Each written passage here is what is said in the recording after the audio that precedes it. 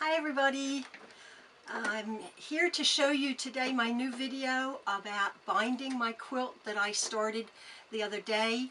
I was showing you how I auditioned fabrics, but I just wanted to address something that had been bothering me a bit, that might have been bothering you.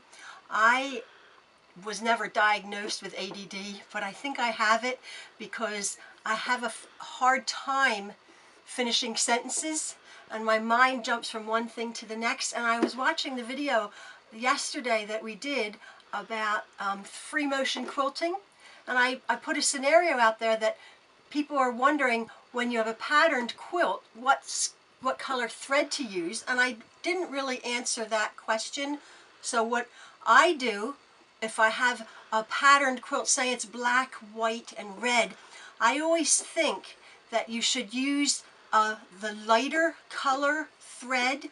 For instance, if you stitch out a sample of white thread onto black fabric, it looks, in my mind, a lot better than stitching out black thread onto white fabric. Did that just make sense? Right. So to me, a black thread on white fabric looks a little bit spidery, whereas white thread, if it's a black, white, and red or multicolored quilt, to my mind looks better. Now I know people use taupe and gray when they're free motion quilting. And also, I wanted to say, I showed you my quilt here, that when I was talking about thread choice, I use this multicolor thread. Remember I said it has every color of the rainbow. It has bright blues and pinks. Well, I think you can't really see that thread choice from a distance, but I think when you come up to a quilt, and in this case it's variegated, the expected choice perhaps would have been brown and red, but I liked the multicolor thread to just give that little bit of interest. And it might be like jumping in at the deep end to use a thread like that, even on a larger quilt, say if you're meandering.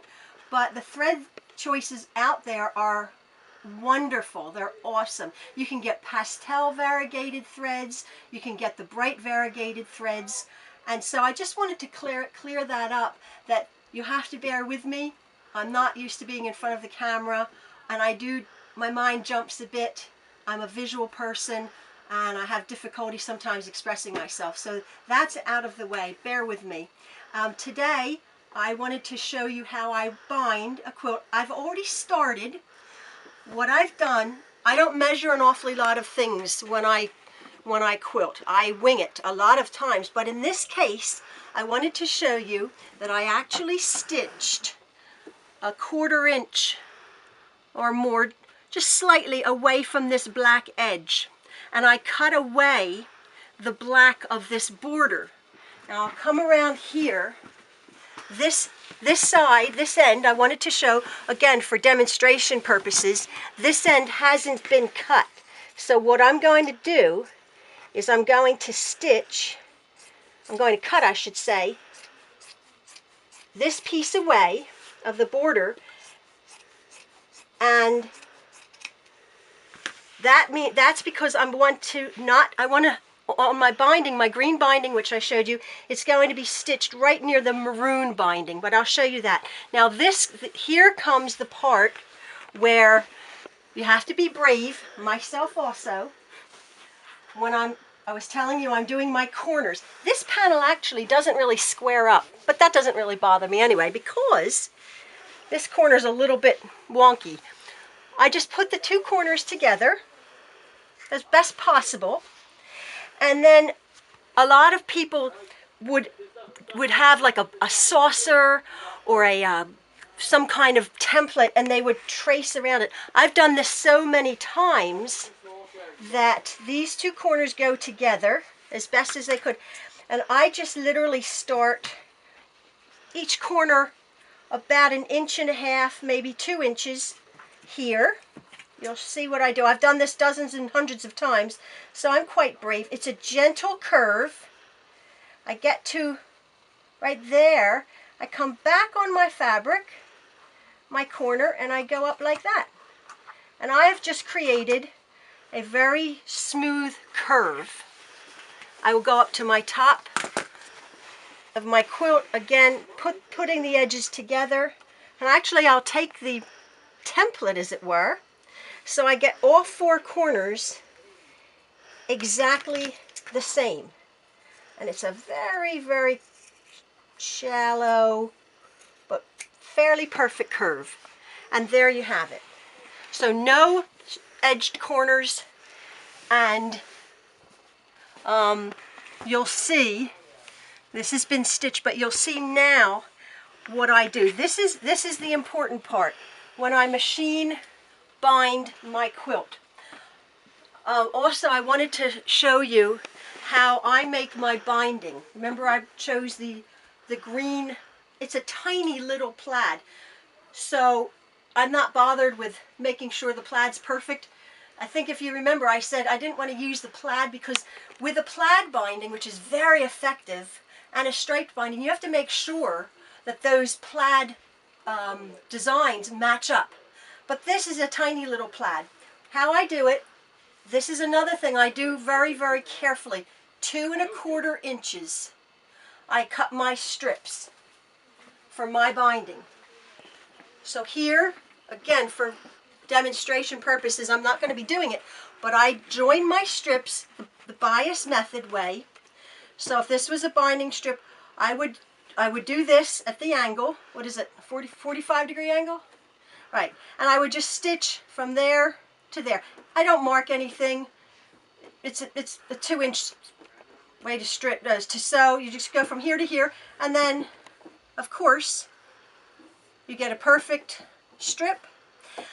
I then would cut and then take it to the ironing board, iron them out, and then fold it as you would regular binding in half. So I have my binding. I went on YouTube and I was looking at people how they actually measure for binding, and there's all sorts of math, there's sorts of their calculation, and they do inches. I don't do that either. I've been sewing an awfully long time, so I realized that this panel is about 42 inches and about by 30 inches, say. So I figure I have about I think I had about a half a yard of this left, if that. So I think, well, if I'm cutting it on the width of the fabric, I can cut 1 which is 45, 2 which is 45, 3 which is 45, and 4 which is 45. And that I should have enough left over. And if sometimes I'm not, and then like if I'm not sure, I just always add another one, because I usually have them left over. But let me just get to the actual quilting. I mean the actual binding. So what I do is, on either way, I usually do it on the long end. I turn my quilt over, and this is very important, I take about, what is it, about 6 inches, 7 inches, and I start about about a third of the way down on the edge of the quilt, and I'll just start sewing, leaving that tag, leaving that strip. I'll just start sewing my binding on at about the 1/4 inch away from the edge. You have to forgive me for I'm going to try to do this quickly. I don't want to make it too long for you. So I'm just stitching this to the backing, to the back of my fabric, my quilt. Now this is the important part. I'm coming up to the curve, which I've done. I want this very loose. That's the point. This has not been cut on the bias, if you've noticed. I do not cut my bindings on the bias. If I was doing a completely scalloped edge, yes, I would. But cotton is a wonderfully fabulous fabric, textile, in that it stretches and it shrinks to a certain degree, and you can manipulate cotton, 100% cotton, of course. So it will stretch over this gentle curve, but I have to keep it very, very loose. So here I am. I'm just easing this binding, coming up to this curve. I'm easing. I'm not tucking it. This is when I do slow down, but I'm being sure to keep that 1/4 of an inch, this part of my presser foot along the edge. Again, I do slow down a bit. I'm easing and I'm relaxing this binding right around. And you might actually get a tiny minuscule tuck. That's okay. Again, this is not a show quilt. A show quilt, I would hand do it, but most of my quilts are to be enjoyed. I'm just easing that around that corner. And sometimes I even have to pick up my presser foot and just take tiny little bites to get it eased around. And then I can go along and I can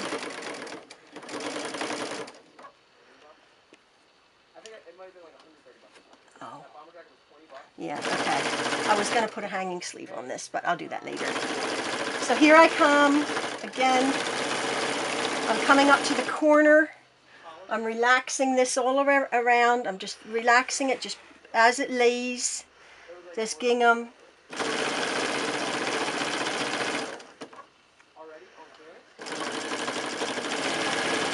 And here I come.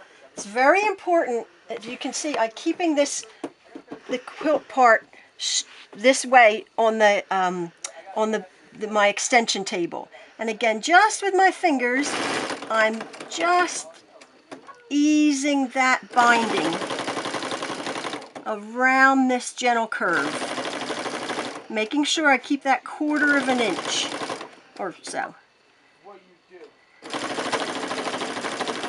Now I've done this a lot. You might want to take it a little slower and bring up your presser foot just to take little tiny bites to get that eased around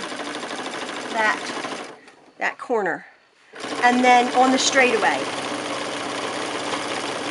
Yeah, I was going to put a hanging sleeve, but I'll do that on another quilt. And I'll just hand stitch my hanging sleeve because this is a wall hanging. I have a trick to do that under the binding, but it'll be miles too long a video. So I'll do that again. So here I come. Here's my seams, which are pressed open, and there's no bulk. Again, flip it over, and just a little tuck. That's okay. You'll see why. Ease it, ease it. No mitering, no measuring, no lifting up your presser foot, no mathematics. I'm just easing that around. And you've seen my finished, if you watch my other video, you'll see the finished product of this. And again, on the straightaway,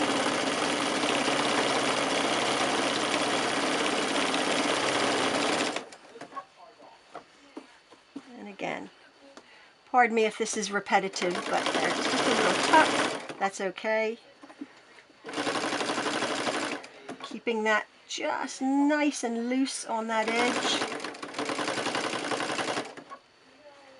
Just nice and loose. And I'm coming up to the home straight. And there is my 4 corners done fairly quickly.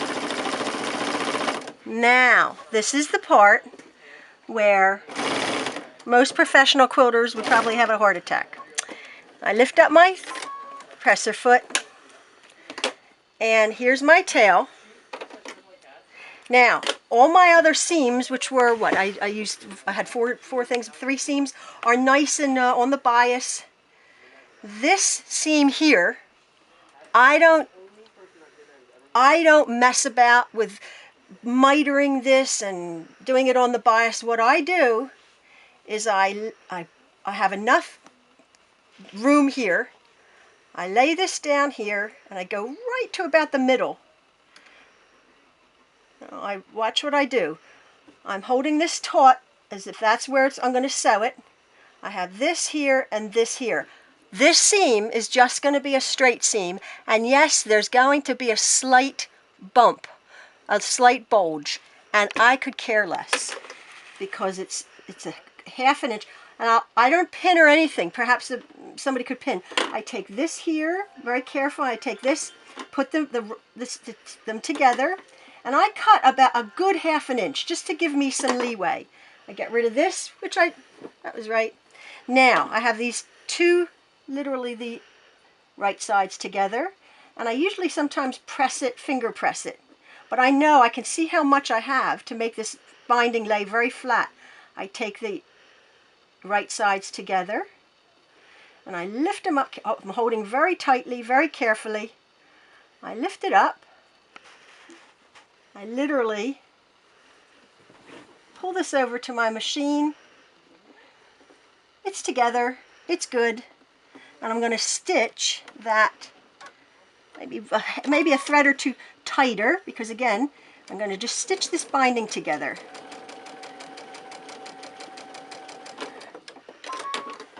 And I have that large seam there. I actually keep that seam quite large because I think it distributes that bulk a little bit better. Finger press it. It's already creased. I crease it back together.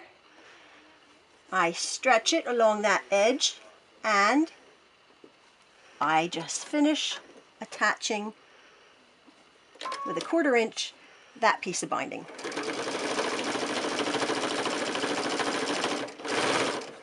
It may have a little tuck, that's fine, because that's on the underneath. And it's done.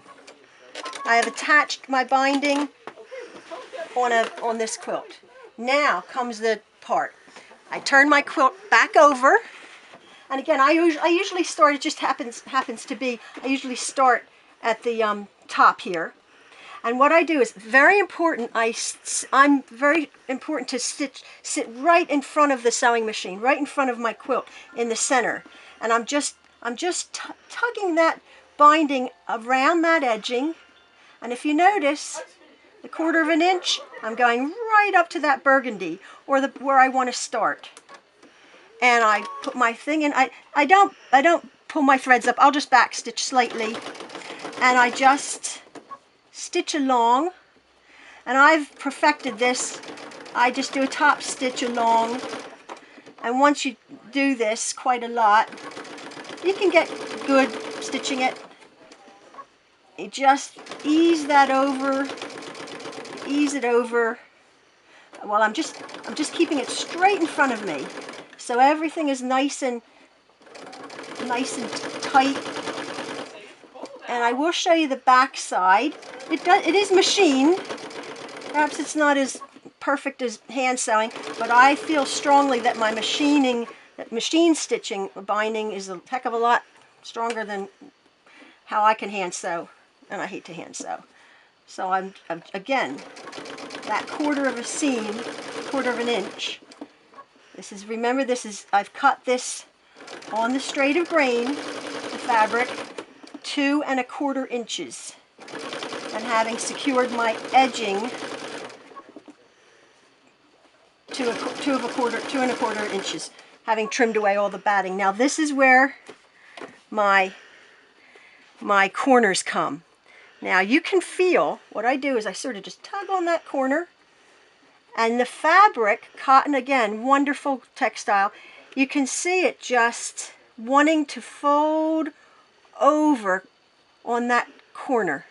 I'm not manipulating it. It just, if you've sewn it properly, I just ease this under my needle. I cover that stitching. And again, this is where you might want to just slow down. You can see it's already, this is very nice and straight, and I've just pulled it, and that binding has just eased right over onto that corner. Just a few stitches, and you can feel it with this fingers. You just want to push down. I'm just easing this binding around this corner, stretching it slightly, covering that stitching, and again making sure this corner comes right, this is right in front of me now. This one was a little bit thicker, so this, you can feel your binding in quilt show quilts. They always say that the binding has to be filled, and this method, my binding is right to the edge. I've only ever entered one quilt in a quilt show, and actually I machine bound it, and it was accepted and hung up in a nice exhibition hall. So I'm not going to bore you and do all 4 corners now because it's going on too long, but I want to show you just how this has turned out. It's machined, and the backing looks, let me get that, there's some threads. The backing, you can see, has the stitching I did before, but you see that? It's just a gentle curve. It's just a gentle curve, and it does lay flat because you've eased that cotton right around. And as I said, I'll come to this. I'll turn this one around, and as you can see, my next corner, I'll be signing off, but you can just see how the cotton fabric just eases around. You want to sort of pull it back into that corner, keeping this like this, and let the fabric and your machine slowly do the work. And you might get a minuscule tuck or so. I'm not bothered, but there's no mitering. It's very, very quick. And one thing I do, I must say, what I do is I always take my finished quilt, I do take it to my ironing board, and I'll actually press this down so my corners lay really nice and flat. So as I said, maybe I'll post a picture of my finished quilt, my little wall hanging here.